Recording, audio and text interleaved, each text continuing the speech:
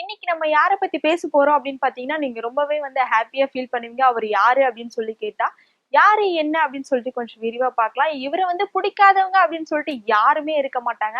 கண்டிப்பா சின்ன குழந்தைங்கள்ல இருந்து பெரியவங்க வரைக்கும் வந்து இந்த ஒரு நபர் அப்படின்னு சொன்னா தலையில தூக்கி வச்சுட்டு கொண்டாடுவாங்க. சோ அந்த நபர பத்தி தான் நம்ம பேச போறோம். நான் சொன்ன இந்த விஷயத்த வச்சு நீங்க ஓரளவுக்கு வந்து யாரு அப்படின்னு சொல்லிட்டு கெஸ் பண்ணிருப்பீங்க அப்படின்னு நினைக்கிறேன். நம்ம தளபதி விஜய் சார் தாங்க. சோ அவர பிடிக்கல அப்படின்னு சொல்லிட்டு யாராவது சொல்லுவாங்களா? கண்டிப்பா யாருமே வந்து சொல்ல மாட்டாங்க. ஏன்னா அவர் வந்து சினிமா துறையில அந்த அளவுக்கு வந்து வேற லெவல்ல வந்து படம் எல்லாமே பண்ணிட்டு இருந்தாரு. சோ அவரோட படம் வந்து எனக்கு பிடிக்கவே இல்லப்பா, எனக்கு இந்த படம் பிடிக்கல, அந்த படம் பிடிக்கல அப்படின்னு சொல்லிட்டு யாருமே சொல்ல மாட்டாங்க. சோ அந்த அளவுக்கு வந்து விஜய் படம் அப்படின்னா ரொம்பவே ஆவலோட, அதாவது 2 மாசத்துக்கு முன்னாடி, 1 வருஷத்துக்கு முன்னாடி எல்லாம் ரொம்ப எதிர்பார்த்துட்டு இருப்போம்.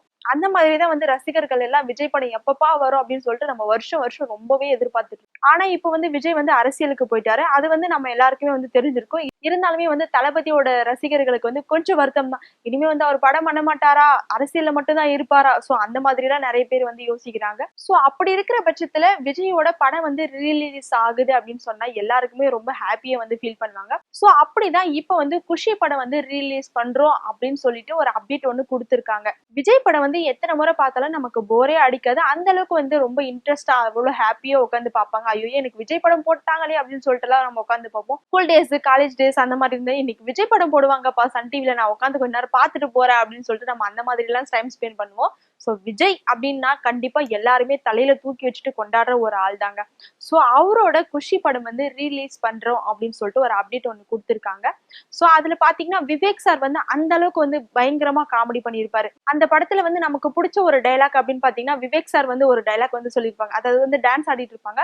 சோ டான்ஸ் ஆடிட்டு இருக்கும் போது ஒரு காலை ஃபர்ஸ்ட் தூக்கி ஆடு அப்படின்னு சொல்லிட்டு சொல்லுவாங்க. அதுக்கப்புறம் வந்து அட்டன் டைம்ல 2 காலையும் தூக்கி ஆடு அப்படின்னு சொல்லிட்டு சொல்லுவாங்க. சோ அது வந்து எல்லாருக்குமே ரொம்ப நல்லாவே பிடிச்சிருக்கும். சோ அந்த டைலாக் வந்து இப்ப வர வந்து பயங்கரமா ஹிட் ஆயிட்டு தான் இருக்கு. அந்த டைலாக் பிடிக்காதவங்க அப்படின்னு சொல்லிட்டு யாருமே இல்ல. இப்ப ரீசென்ட் டேஸ்ல பாத்தீங்க அப்படின்னு பாத்தீங்கன்னா, கில்லி படம் வந்து ரிலீஸ் ஆச்சு.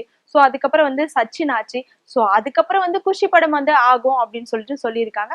சீக்கிரமாவே எல்லாருமே வந்து குஷி படத்தை பாருங்க அப்படின்னு சொல்லிட்டு ஒரு அப்டேட் ஒண்ணு கொடுத்திருக்காங்க. உங்க யார் யாருக்கெல்லாம் வந்து குஷி படம் வந்து ரொம்ப பிடிக்கும், குஷி படத்துல எந்தெந்த டைலாக் பிடிக்கும் அப்படின்னு சொல்லிட்டு மறக்காம கமெண்ட் பாக்ஸ்ல கமெண்ட் பண்ணுங்க. நான் வந்து குஷி படம் பார்க்க ரொம்பவே ஆவலா இருக்கேன். ஏன் அப்படின்னு பாத்தீங்கன்னா, தளபதியோட எந்த படமா இருந்தாலும் எத்தனை முறை பார்த்தாலுமே போரே அடிக்காது.